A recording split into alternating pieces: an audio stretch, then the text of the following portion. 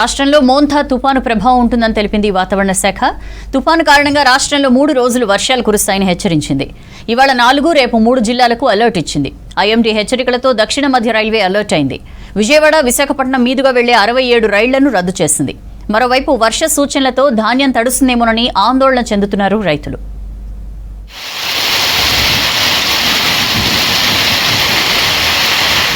బంగాళాఖాతంలో కొనసాగుతున్న తీవ్ర వాయుగుండం తుపానుగా మారిందని తెలిపారు ఐఎండీ అధికారులు. కాకినాడకు 570 కిలోమీటర్లు, విశాఖకు 600 కిలోమీటర్ల దూరంలో తుపాను కేంద్రీకృతమైందన్నారు. రేపు ఉత్తర వాయువ్య దిశలో కదిలి తీవ్ర తుపానుగా మారుతుందన్నారు. ఇది రేపు రాత్రి లేదా ఎల్లుండి ఉదయం మచిలీపట్నం, కళింగపట్నం దగ్గర కోస్తాంధ్ర తీరంలో తీరం దాటే అవకాశం ఉందన్నారు. తీరం దాటే సమయంలో 90 నుంచి 110 కిలోమీటర్ల వేగంతో ఈదురుగాలులు వీస్తాయన్నారు. అలాగే భారీ వర్షాలు కురుస్తాయని తెలిపారు. కాకినాడకి ఆగ్నేయంగా 570 కిలోమీటర్స్, అలాగే విశాఖపట్నానికి కూడా ఆగ్నేయంగా ఒక 600 కిలోమీటర్స్ దూరంలో కేంద్రీకృతమైంది. మనకి మరింత బలపడి రేపు మార్నింగ్కి తీవ్ర తుఫాన్గా మారే అవకాశం ఉంది. తదుపరి రేపు సాయంత్రానికి ఇది కోస్తా ఆంధ్ర తీరంలో మనకి మచిలీపట్నం నుంచి కళింగపట్నం మధ్యన ఇంచుమించు కాకినాడకి సమీపంలో తీరాన్ని దాటే అవకాశం ఉంది. రాష్ట్రానికి 3 రోజులు రెయిన్ అలర్ట్ జారీ చేసింది వాతావరణ శాఖ. ఇవాళ నాగర్ కర్నూల్, నల్గొండ, సూర్యాపేట, మహబూబాబాద్ జిల్లాలకు భారీ వర్ష సూచన చేశారు అధికారులు. మిగతా అన్ని జిల్లాల్లో తేలికపాటి నుంచి మోస్తరు వానలు కురిసే అవకాశం ఉందన్నారు. రేపు ఎల్లుండి భారీ నుంచి అతి భారీ వర్షాలు కురిసే ఛాన్స్ ఉందన్నారు. రేపు పెద్దపల్లి, జయశంకర్, భూపాలపల్లి, ములుగు జిల్లాలకు అతి భారీ వర్ష సూచన చేశారు. 29న ఆదిలాబాద్, కొమరంభీం, భూపాలపల్లి, ములుగు జిల్లాల్లో అతి భారీ వర్షాలు కురిసే అవకాశం ఉండడంతో ఆరెంజ్ అలర్ట్ ఇచ్చారు. వర్షాలతో పాటు ఉరుములు, మెరుపులు, ఈదురుగాలులు వీస్తాయని చెప్పారు. ముఖ్యంగా ఈ రోజు రాత్రి నుంచి మనకి కొంచెం క్లౌడీనెస్ అది పెరిగి వర్షపాతం కూడా నమోదయ్యే అవకాశం ఉంటుంది. సో ఈ రోజు ఒక 4 జిల్లాల్లో ఎల్లో అలర్ట్ పెట్టాము. రేపు తీరాన్ని దాటే సమయంలో మనకి ఆ తీరాన్ని దాటే అవకాశం ఉన్న సమయంలో మనకి ఈ అవుటర్ బ్యాండ్స్ అనేవి కూడా తెలంగాణ వరకు విస్తరించే అవకాశం ఉంటుంది. కాబట్టి ఒక 3 జిల్లాలకి మనకి ఇప్పుడు పెద్దపల్లి, జయశంకర్, భూపాలపల్లి, ములుగు జిల్లాల్లో ఆరెంజ్ అలర్ట్ పెట్టడం జరిగింది. అంటే ఈ జిల్లాల్లో 12 నుంచి 19 సెంటీమీటర్ల వరకు రెయిన్ ఫాల్ పడే అవకాశం ఉంటుంది. తీవ్ర తుపాను హెచ్చరికలతో దక్షిణ మధ్య రైల్వే అలర్ట్ అయింది. భారీ వర్షాలు కురిసే ఛాన్స్ ఉండడంతో రైళ్లను రద్దు చేసింది. ఈ నెల 27, 28, 29 తేదీల్లో విజయవాడ, విశాఖపట్నం మీదుగా వివిధ ప్రాంతాలకు వెళ్లే పలు రైళ్లను రద్దు చేస్తున్నట్లు తెలిపింది. అలాగే రద్దు చేసిన రైళ్ల జాబితాను రిలీజ్ చేసింది. ప్రయాణికులు తమ ప్రయాణానికి ముందు రైలు స్టేటస్ చెక్ చేసుకోవాలని సూచించింది. అలాగే operation, engineering, electrical, mechanical, medical విభాగాల అధికారులు అప్రమత్తంగా ఉండాలని సూచించింది. రైల్వే బ్రిడ్జిలు, ట్రాక్లపై నిరంతరం పెట్రోలింగ్ బృందాలు పర్యవేక్షణ ఉండాలని సూచించింది.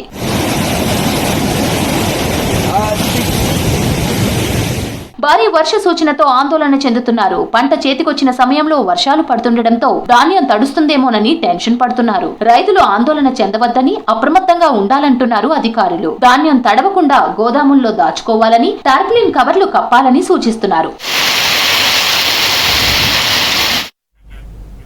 ఏపీ తీరాన్ని తుపాను వణికిస్తోంది. బంగాళాఖాతంలో తీరం వైపుగా దూసుకొస్తోంది మోంథా సైక్లోన్. గంటకు 16 కిలోమీటర్ల వేగంతో కాకినాడ తీరం వైపు కదులుతోంది. కొన్ని గంటల్లో ఇది తీవ్ర తుపానుగా మారి రేపు రాత్రి లేదా ఎల్లుండి ఉదయం తీరం దాటే అవకాశం ఉంది. ఐఎండీ హెచ్చరికలపై ఇప్పటికే పాలకులు, అధికారులు అలర్ట్ అయ్యారు. ప్రాణ, ఆస్తి నష్టం జరగకుండా చర్యలు తీసుకుంటున్నారు. తుపాను ఎఫెక్ట్ పై ప్రధాని మోదీ కూడా సీఎం చంద్రబాబుతో మాట్లాడారు. కేంద్రం నుంచి కావాల్సిన సాయం ఉంటుందని చెప్పారు. మోంథా తుఫాను ప్రభావిత ప్రాంతాల్లో ముందస్తు చర్యలు తీసుకోవాలని అధికారులను ఆదేశించారు ఏపీ సీఎం చంద్రబాబు. వర్షాలు, వరదలకు అవకాశం ప్రాంతాల్లో ప్రాణ నష్టం జరగకుండా చూడాలని సూచించారు. కాలువగట్లు పటిష్టం చేసి పంటలు మునిగిపోకుండా చూడాలన్నారు. మోంథా తుఫాన్ ప్రభావంతో సెక్రటేరియట్లో ఆర్టీజీఎస్ అధికారులతో రివ్యూ చేశారు సీఎం. మంత్రులు అనిత, లోకేష్, సీఎస్ ఉన్నతాధికారులు మీటింగ్కు అటెండ్ అయ్యారు. 16 కిలోమీటర్ల వేగంతో తుఫాను తీరాన్ని సమీపిస్తుందని సీఎంకు తెలిపారు అధికారులు. రేపు రాత్రికి తుఫాను తీరాన్ని తాకే అవకాశం ఉందని వివరించారు. ప్రతి గంటకు తుఫాను కదలికను గమనిస్తూ అప్రమత్తంగా ఉండాలని అధికారులకు సూచించారు సీఎం. మోంథా తుఫాన్ ప్రభావంపై సీఎం చంద్రబాబుతో ఫోన్లో మాట్లాడారు ప్రధాని మోదీ. కేంద్రం నుంచి కావాల్సిన సాయం ఉంటుందన్నారు. ప్రభుత్వం చేపట్టిన ముందస్తు చర్యలను ప్రధానికి వివరించారు సీఎం. తుఫాను ఎఫెక్ట్, సహాయక చర్యలపై ప్రధాని కార్యాలయంతో సమన్వయం చేసుకోవాలని మంత్రి లోకేష్కు సూచించారు సీఎం. తుఫాను ప్రభావిత ప్రాంతాల ప్రజలను సురక్షిత ప్రాంతాలకు తరలించాలని అధికారులను ఆదేశించారు డిప్యూటీ సీఎం పవన్ కళ్యాణ్. ముంపు ప్రజలకు కావలసిన ఆహారం, తాగునీళ్లు, పాలు, ఔషధాలు సమకూర్చాలని చెప్పారు. గర్భిణీలు, బాలింతలు, వృద్ధులు, పేషెంట్లను సురక్షిత ప్రాంతాలకు తీసుకువెళ్లాలన్నారు. 24 గంటలు వైద్య సిబ్బందిని అందుబాటులో ఉంచాలని చెప్పారు. డీఆర్ఎఫ్ బృందాలు, గజ ఈతగాళ్లు సిద్ధంగా ఉన్నారని, ఎలాంటి ఆందోళన అవసరం లేదని ప్రజలకు తెలియజేయాలని చెప్పారు. మోంతా తుఫాన్ కాకినాడ ప్రాంతంలో తీరం దాటే ఛాన్స్ ఉండటంతో జిల్లాలో చేపట్టవలసిన ముందస్తు చర్యలపై అధికారులతో వీడియో కాన్ఫరెన్స్ నిర్వహించారు పవన్. జిల్లాలో 12 మండలాలపై ప్రభావం ఉంటుందని వాతావరణ శాఖ హెచ్చరించిందని, ఆయా ప్రాంతాల్లో ముందస్తు చర్యలు పకడ్బందీగా ఉండాలని సూచించారు. మోంతా తుఫాన్ ప్రభావిత ప్రాంతాల్లో ఎమ్మెల్యేలంతా క్షేత్రస్థాయిలో అందుబాటులో ఉండాలని సూచించారు మంత్రి లోకేష్. ఎలాంటి పరిస్థితి ఎదురైనా ఎదుర్కొనేందుకు సిద్ధంగా ఉండాలన్నారు. వివిధ శాఖల అధికారులు సమన్వయంతో పనిచేసి ప్రజలకు ఇబ్బంది రాకుండా చూడాలన్నారు. కాకినాడ ప్రజాప్రతినిధులు, అధికారులు మరింత అప్రమత్తంగా ఉండాలంటూ ఎక్స్లో పోస్టు పెట్టారు లోకేష్. అవసరమైతే కూటమి పార్టీల కేడర్ సహాయక చర్యల్లో పాల్గొనాలని పిలుపునిచ్చారు లోకేష్. మోంతా తుఫాన్ దృష్ట్యా ఇవాల్టి నుంచి 3 రోజులు రాష్ట్రానికి రెడ్ అలర్ట్ ఇచ్చింది ఐఎండీ. ఇవాళ విశాఖపట్నం, విజయనగరం, అనకాపల్లి, కాకినాడ, కోనసీమ, పశ్చిమ గోదావరి, కృష్ణా, గుంటూరు, బాపట్ల, ప్రకాశం, నెల్లూరు, యానంకు అత్యంత భారీ వర్ష సూచన చేసింది. రేపు కూడా తీర ప్రాంతాల్లో అత్యంత భారీ వర్షాలకు ఛాన్స్ ఉందన్నారు అధికారులు. 60 నుంచి 70, గరిష్టంగా 80 కిలోమీటర్ల వరకు ఉదయం ఉండే అవకాశం ఉంది. సాయంత్రం వచ్చేసరికి 90 నుంచి 100, గరిష్టంగా 110 కిలోమీటర్ల వేగంతో ఈదురుగాలు వీచే అవకాశం ఉంది. 29వ తేదీ నాటికి 60 నుంచి 70, గరిష్టంగా 80, క్రమేపీ తగ్గి 45 నుంచి ఫ్లాష్ ఫ్లడ్ వార్నింగ్, ఆకస్మిక వరద కూడా కొన్ని ప్రాంతాల్లో ఉండే అవకాశం ఉంది. ఇప్పటికే జిల్లాలో ముందస్తు చర్యలు ప్రారంభించింది ఏపీ ప్రభుత్వం. ప్రజలకు ఇబ్బంది కలగకుండా రేపే నవంబర్ నెల రేషన్ పంపిణీ చేయనున్నట్లు ప్రకటించింది. 14,145 షాపుల ద్వారా 7 లక్షల మందికి రేషన్ ఇవ్వనున్నట్లు తెలిపింది. అలాగే పెట్రోల్, డీజిల్ అవుట్లు కూడా 36,000 లీటర్ల ఫ్యూయల్ కూడా అందుబాటులో ఉంచింది. వర్షాలకు రైతులు నష్టపోకుండా కూడా చర్యలు చేపట్టింది. ధాన్యాన్ని కాపాడుకునేందుకు 30,000 టార్పాలిన్లు ఇప్పటికే రైతులకు అందజేసింది. ప్రజలు తుఫానుపై అప్రమత్తంగా ఉండాలని సూచించింది. పంట కొనుగోళ్లలో అత్యంత జాగ్రత్తగా వ్యవహరించాలని అధికారులను ఆదేశించారు సీఎం రేవంత్ రెడ్డి. వర్షాల కారణంగా రైతులు నష్టపోకుండా చర్యలు తీసుకోవాలని చెప్పారు. ఇక వర్షాలున్నందున పంటలు ఇప్పుడే హార్వెస్ట్ చేసుకోవద్దని రైతులకు విజ్ఞప్తి చేశారు మంత్రులు. ఇటు జూబ్లీహిల్స్ లో రేవంత్ రెడ్డి ప్రచారం డేట్ ఫిక్స్ అయింది. 31 నుంచి ప్రచారం చేయనున్నారు సీఎం. రాష్ట్రానికి వర్ష సూచనతో ధాన్యం కొనుగోళ్లపై అత్యంత జాగ్రత్తగా వ్యవహరించాలన్నారు ముఖ్యమంత్రి రేవంత్ రెడ్డి. రైతులకు నష్టం జరగకుండా కొనుగోళ్లు చేయాలన్నారు. మంత్రులు ఉత్తమ్, తుమ్మలతో వీడియో కాన్ఫరెన్స్ నిర్వహించిన రేవంత్ పంటల కొనుగోళ్లలో తీసుకోవాల్సిన జాగ్రత్తలపై పలు కీలక సూచనలు చేశారు. జూబ్లీహిల్స్ లో సీఎం రేవంత్ రెడ్డి ఎన్నికల ప్రచారం ఫిక్స్ అయింది. 3 దఫాలుగా సీఎం రేవంత్ రెడ్డి ప్రచారం చేయనున్నారు. ఈ నెల 31న వెంగళరావు నగర్ లో సాయంత్రం 7 గంటలకు ప్రచారం చేయనున్నారు. ఆ తర్వాత సోమాజిగూడలో ప్రచారం చేయనున్నారు. నవంబర్ 1వ తేదీన బోరబండ, ఎర్రగడ్డలో ప్రచారం నిర్వహించనున్నారు. ఇక 2వ దఫా ప్రచారం నవంబర్ 4, 5 తేదీల్లో ఉండనుంది. 4న షేక్పేట, రెహ్మత్ నగర్ లో ప్రచారం చేయనున్నారు.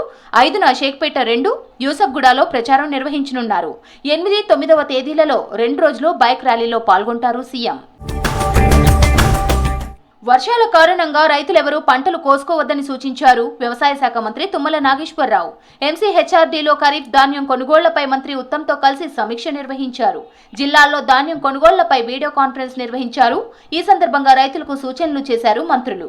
2 రోజులు భారీ వర్షాలు ఉన్నాయని, తొందరపడి పంట కోసుకొని నష్టపోవద్దని చెప్పారు. తడిసిన ధాన్యం కొనేందుకు సీసీఐ కానీ, ఎఫ్సీఐ కానీ ముందుకు రావట్లేదని చెప్పారు.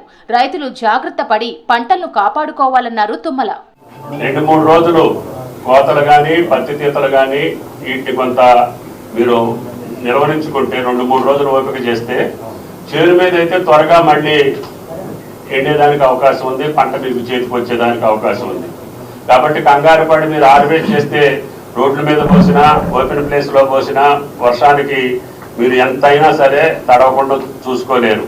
దక్షిణ పంట కొనేదానికి సీసీఐ కానీ, అదేవిధంగా FCI కానీ ఎవరు కూడా ముందుకొచ్చే పరిస్థితి లేదు. ప్రైస్ సపోర్ట్ స్కీమ్ కింద చేపట్టనున్న పంటల కొనుగోళ్లకు వెంటనే అనుమతి ఇవ్వాలని కేంద్ర వ్యవసాయ శాఖ మంత్రి శివరాజ్ సింగ్ చౌహాన్ ను కోరారు మంత్రి తుమ్మల నాగేశ్వరరావు. సెక్రటేరియట్ లో కేంద్ర మంత్రితో వీడియో కాన్ఫరెన్స్ లో పాల్గొన్నారు తుమ్మల. రాష్ట్రంలో పెసర, మినుములకు 100%, సోయాబీన్ కు 50% వరకు కనీస మద్దతు ధర ఇవ్వాలని విజ్ఞప్తి చేశారు. బీఆర్ఎస్ 5 ముక్కలవుతుందన్నారు మంత్రి కోమటిరెడ్డి వెంకటరెడ్డి. తనను విమర్శించే స్థాయి కేటీఆర్ది కాదన్నారు. పేదోళ్లకు సన్నబియ్యం పెట్టాలనే ఆలోచన లేని కేటీఆర్ గురించి మాట్లాడడం టైం వేస్ట్ అని చెప్పారు. కాళేశ్వరం పేరుతో హరీష్, సంతోష్ రావులు దోచుకున్నారని స్వయంగా కవితే చెప్పిందని తెలిపారు. యాదాద్రి భువనగిరి జిల్లాలో పర్యటించారు మంత్రి. మూటకొండూరు మండల కేంద్రంలో తహసీల్దార్ కార్యాలయానికి శంకుస్థాపన చేశారు. హరీష్ రావు, సంతోష్ రావు మా బావను మొత్తం దోచుకుని మొదటి టర్మ్లో కాళేశ్వరం పేరు మీద రావన్న నువ్వు జాగ్రత్త, నీ పని కూడా కథమైద్ది అన్నాడు. దాని మీద జవాబు చెప్పు. ఆ పిల్లగాడి మీద నేను ఆన్సర్ చెప్తే నా లెవెల్ దగ్గర కాదు. ఆయన ఉద్యమాలు లేడు. నేను కొట్లాడినప్పుడు, నేను ఎమ్మెల్యే అయినప్పుడు ఆయన అమెరికా గుంటూరులో చదువుకుంటున్నా. ఆయన దాని మీద నేను కామెంట్ చేయగానే మీ కుటుంబ పంచాయతీ తెచ్చుకొని నేను ఎప్పుడో చెప్పినా 5 TRSలు అయితాయని మళ్ళీ చెప్పాక ప్రభుత్వం రైతుల సంక్షేమానికి ప్రాధాన్యత ఇస్తుందని తెలిపారు మంత్రి సీతక్క. వ్యవసాయ రంగ అభివృద్ధికి ప్రత్యేక చర్యలు తీసుకుంటుందని చెప్పారు. ములుగు జిల్లాలో పర్యటించారు మంత్రి సీతక్క. ములుగు మార్కెట్లో మొక్కజొన్న కొనుగోలు కేంద్రాన్ని ప్రారంభించారు. ఆ తర్వాత మాధవరావుపల్లిలో 2,30,00,000 నిధులతో నిర్మించిన కస్తూరిబా బాలికల విద్యాలయాన్ని ప్రారంభించారు సీతక్క. మహిళల విద్యకు ఈ ప్రభుత్వం అత్యంత ప్రాధాన్యం ఇస్తుందని చెప్పారు. ఒకప్పుడు తరాలుగా మరి మహిళలకు విద్య ఎందుకు, వాళ్ళు బయటికి రావద్దు, భర్త చనిపోతే గుండు కొట్టించుకోవాలి, చుట్టూ టవల్ చుట్టుకొని అంటే కొంగు చుట్టుకొని ఇళ్ల నుంచి బయటికి వెళ్ళొద్దని రకరకాల సనాతన ధర్మం పేరుతోటి రకరకాల ఆడవాళ్లను మరి వంటింటికే పరిమితం చేశారు. కానీ ఈరోజు మహిళలు కూడా సమాజంలో సగ భాగం, వాళ్ళు బయటికి వస్తే అద్భుతాలు సృష్టించగలుగుతారని. బీఆర్ఎస్ 10 ఏళ్ల పాలనలో రైతులు తీవ్ర ఇబ్బందులు పడ్డారన్నారు మంత్రి కొండా సురేఖ. గత పాలకులు వరి వేస్తే ఉరే అన్నారని, ప్రజాప్రభుత్వంలో వరికి బోనస్ ఇస్తున్నామని చెప్పారు. రైతులు సంతోషంగా ఉంటేనే రాష్ట్రం సుభిక్షంగా ఉంటుందన్నారు. వరంగల్ ఎనుమామల మార్కెట్లో CCI పత్తి కొనుగోలు కేంద్రాన్ని ప్రారంభించారు మంత్రి. పోయిన 10 సంవత్సరాలు కూడా ప్రభుత్వం రైతును పట్టించుకోకపోవడం వలన మరి వరి పెడితే ఉరి అనేటువంటి ఒక మాట చెప్పి రైతులను వరి వేయడానికి కూడా భయపడే పరిస్థితికి తీసుకొచ్చి రైతులు వరి వేయకుండా మరి లాస్ట్ టైం గవర్నమెంట్ లో ఎంత నష్టపోయారో మనందరికీ కూడా తెలుసు. కేబినెట్ లో జరగని చర్చను జరిగినట్లు దుష్ప్రచారం చేస్తున్న హరీష్ రావుకు సిగ్గుందా అని ప్రశ్నించారు మంత్రి అడ్లూరి లక్ష్మణ్. హరీష్ రావు వ్యాఖ్యలకు తక్షణమే క్షమాపణలు చెప్పాలని డిమాండ్ చేశారు. కేబినెట్ లో ప్రజలకు సంబంధించిన ఎజెండాలే చర్చకు వచ్చాయే తప్ప ఎలాంటి వ్యక్తిగత చర్చలు జరగలేదన్నారు. కేబినెటా దండుపాల్యమా అని హరీష్ రావు చేసిన వ్యాఖ్యలు దారుణమన్నారు. 10 ఏళ్లు మీ కేబినెట్ దోపిడీ దొంగల్లా దోచుకున్నారని మండిపడ్డారు అడ్లూరి. మీ ప్రగతి భవన్కి వస్తే గేట్ల కలిసి వాపసు పంపించారు కదా. మీరు పచ్చి అబద్ధాలు ఆడి, పచ్చి మోసాలు చేసి, దాచుకొని మేము ప్రజాపాలన ముఖ్యమంత్రి గారి నేతృత్వంలో క్యాబినెట్లో మా దళిత సామాజిక వర్గానికి వచ్చి నాకు మంత్రి పదవులు ఇస్తే మా మంత్రులను మమ్మల్ని బీసీలను ఇస్తున్న అవమానపరిపంగా మాట్లాడతావా నువ్వు? నీకున్న అహంతో ఒక 20 నెలల లోపటినే విషయం నక్కుకుంటా మా మీద మాట్లాడతావా? జూబ్లీ హిల్స్ లో విస్తృత ప్రచారం నిర్వహిస్తున్నారు మంత్రులు. అజీజ్బాగ్ కాలనీలో బూత్ స్థాయి ప్రెసిడెంట్లు, ముఖ్య కార్యకర్తల సమావేశం జరిగింది. కార్యక్రమంలో మంత్రి వివేక్ పాల్గొన్నారు. ఓటర్ మ్యాపింగ్ పై దృష్టి పెట్టి ప్రతి ఓటర్ను ప్రత్యక్షంగా కలవాలన్నారు. రెండో విడత ఓటర్ లిస్టుల సవరణకు సిద్ధమైంది కేంద్ర ఎన్నికల సంఘం. రేపటి నుంచి 12 రాష్ట్రాలు, కేంద్రపాలిత ప్రాంతాల్లో చేపట్టనున్నట్లు తెలిపింది. నకిలీ ఓట్లను తొలగించడమే లక్ష్యంగా SIR చేపట్టినట్లు ప్రకటించింది. రెండో విడత SIRలో 51 కోట్ల మంది ఓటర్లు భాగం కానున్నట్లు చెప్పింది. వచ్చే ఏడాది ఫిబ్రవరి 7న ఫైనల్ ఓటర్ లిస్టులు రిలీజ్ చేయనున్నట్లు తెలిపారు CEC.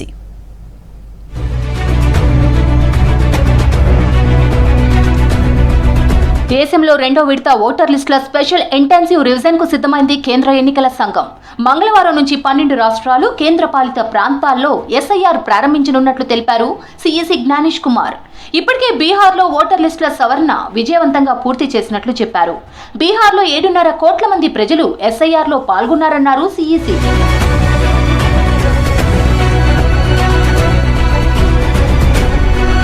సెకండ్ ఫేజ్ లో ఎస్ఐఆర్ నిర్వహించే రాష్ట్రాలు కేంద్రపాలిత ప్రాంతాల్లో అన్ని ఏర్పాట్లు చేసినట్లు తెలిపారు సిఈసి జ్ఞానేష్ కుమార్. రెండో దశలో ఛత్తీస్గఢ్, గోవా, గుజరాత్, కేరళ, తమిళనాడు రాష్ట్రాల్లో ఎస్ఐఆర్ నిర్వహించనున్నట్లు చెప్పారు. అలాగే మధ్యప్రదేశ్, యూపీ, పశ్చిమ బెంగాల్, రాజస్థాన్లోనూ ఓటర్ లిస్టుల ప్రత్యేక సవరణ ఉంటుందన్నారు. అండమాన్ నికోబార్ దీవులు, లక్షద్వీప్, పుదుచ్చేరిలోనూ ఎస్ఐఆర్ చేపట్టనున్నట్లు తెలిపారు. రెండో విడత ఎస్ఐఆర్ లో 51 కోట్ల మంది ఓటర్లు భాగం కానున్నట్లు చెప్పారు CEC.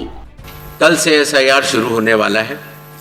Andaman and Nicobar island, Chhattisgarh, Goa, Gujarat, Kerala, union territory Lakshadweep, Madhya Pradesh, Puducherry union territory, Rajasthan, Tamil Nadu, Uttar Pradesh, west Bengal, इन 12 राज्यों में कुल मतदाता 51 करोड़ के लगभग हैं. 5,33,000 बूथ लेवल ऑफिसर्स इस महान कार्य में अपना योगदान देंगे. ఎస్ఐఆర్ లో బూత్ లెవెల్ ఆఫీసర్లదే కీలక పాత్ర అన్నారు సిఈసి జ్ఞానేష్ కుమార్. ప్రతి ఇంటికి 3 సార్లు వెళ్లి వివరాలు సేకరిస్తారని చెప్పారు. బిఎల్ఓలకు వెంటనే ట్రైనింగ్ ప్రారంభిస్తున్నట్లు చెప్పారు. పౌరసత్వానికి ఆధార్ ఒక ధృవీకరణ పత్రం కాదని, కానీ ఎస్ఐఆర్ లో ఒక ఐడెంటిటీ ప్రూఫ్ గా సమర్పించవచ్చని స్పష్టం చేశారు సిఈసి. लगभग 7,64,000 बूथ लेवल एजेंट्स जो पार्टीज द्वारा नामित हैं वो इसमें अपना योगदान देंगे. प्रिंटिंग और ट्रेनिंग का कार्य कल से शुरू होगा और 3 नवंबर तक चलेगा. 3 बार हर बीएलओ हर घर जाएगा. सारे फॉर्म्स मिलने के बाद ईआरओ और एईआरओ ड्राफ्ट सूची प्रकाशित करेंगे. ఓటర్ లిస్టుల ప్రత్యేక సవరణలో భాగంగా నవంబర్ 4 నుంచి డిసెంబర్ 4 వరకు ఇంటింటి సర్వే చేయనున్నట్లు తెలిపారు సిఈసి. డిసెంబర్ 9 నాటికి డ్రాఫ్ట్ ఓటర్ లిస్టులు సిద్ధం చేస్తామని చెప్పారు. డిసెంబర్ 9 నుంచి జనవరి 8 వరకు అభ్యంతరాలు స్వీకరించనున్నట్లు తెలిపారు. ఎస్ఐఆర్ పూర్తయ్యాక ఫైనల్ ఓటర్ లిస్టులను 2026 ఫిబ్రవరి 7న రిలీజ్ చేయనున్నట్లు తెలిపారు CEC Gyanesh Kumar. House to house enumeration 4 नवंबर से 4 दिसंबर तक. Publication of draft electoral rolls 9 दिसंबर 2025. क्लेम्स एंड ऑब्जेक्शंस का पीरियड 9 दिसंबर 2025 से लेकर 8 जनवरी 2026. जिन लोगों को नोटिस जाएंगे उनकी हियरिंग और वेरिफिकेशन का समय 9 दिसंबर से 31 जनवरी तक होगा और फाइनल इलेक्टोरल रोल्स 2026 को प्रकाशित किए जाएंगे. అసోంలో ఎస్ఐఆర్ ను విడిగా నిర్వహించనున్నట్లు తెలిపింది కేంద్ర ఎన్నికల సంఘం. దేశంలో చివరిసారిగా 21 ఏళ్ల క్రితం ఎస్ఐఆర్ జరిగిందని తెలిపింది. నకిలీ ఓట్లను తొలగించడమే లక్ష్యంగా ఎస్ఐఆర్ చేపట్టినట్లు ప్రకటించింది. ఓటర్ల జాబితాలో ఎలాంటి లోపాలు లేకుండా ఖచ్చితత్వాన్ని తేవడమే ఎస్ఐఆర్ లక్ష్యమని స్పష్టం చేశారు సిఎస్.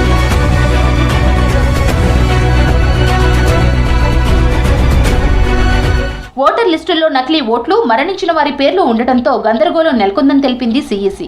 అలాగే అక్రమ వలసలు నివారించేందుకు ఎస్ఐఆర్ చేపడుతున్నట్లు తెలిపింది ఎన్నికల సంఘం.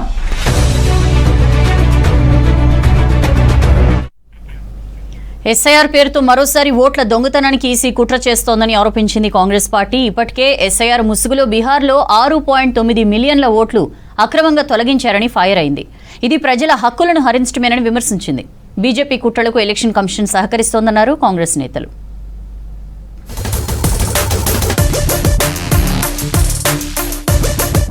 కేంద్ర ఎన్నికల సంఘం మరోసారి ఓట్ల దొంగతనానికి సిద్ధమైందని ఆరోపించింది కాంగ్రెస్ పార్టీ. మరో 12 రాష్ట్రాల్లో ఓటు చోరీకి ప్రణాళిక రెడీ చేసిందని విమర్శించింది. ఇప్పటికే ఎస్ఐఆర్ ముసుగులో బీహార్లో 6.9 మిలియన్ల ఓట్లు అక్రమంగా తొలగించారని ఫైర్ అయింది. ఫేజ్ 2 పేరుతో 12 రాష్ట్రాల్లో కోట్లాది ఓట్లు తొలగించడానికి ప్రధాని మోదీ, ఈసీ కుమ్మక్కయ్యాయని తెలిపింది. బీహార్లో ఎస్ఐఆర్ అక్రమాలపై సుప్రీంకోర్టు మందలించినా ఈసీ తీరు మారడం లేదంటూ ఎక్స్లో పోస్ట్ చేసింది Congress party.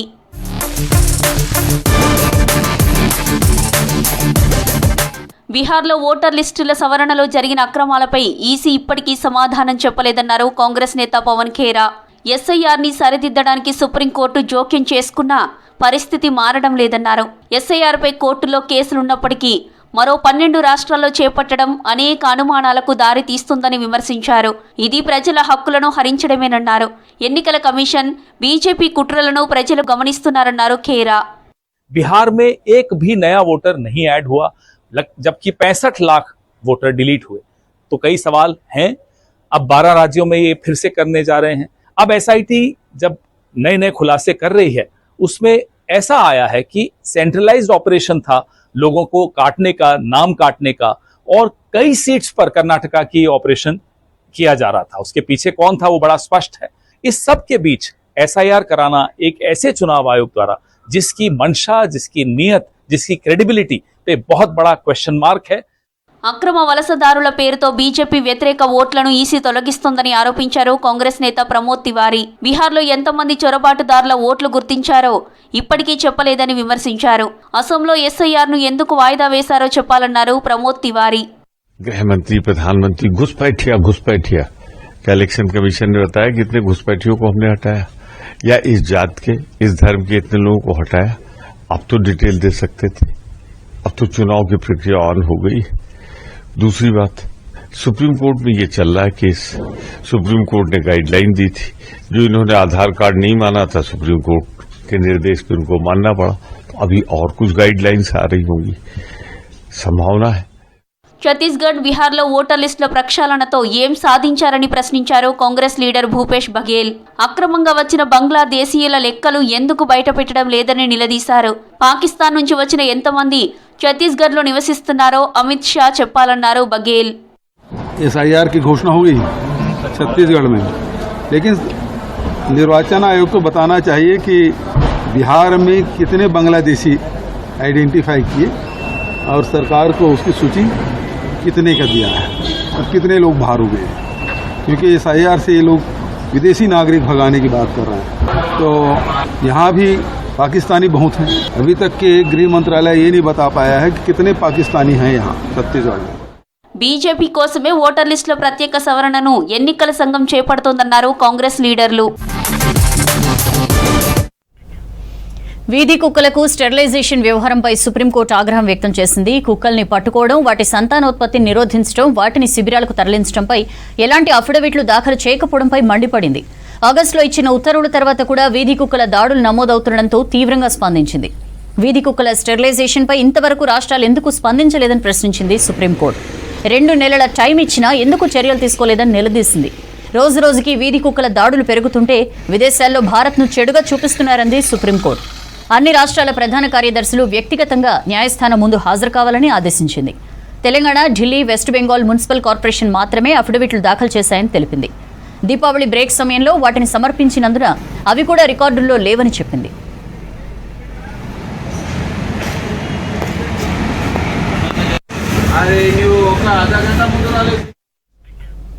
That's all for now.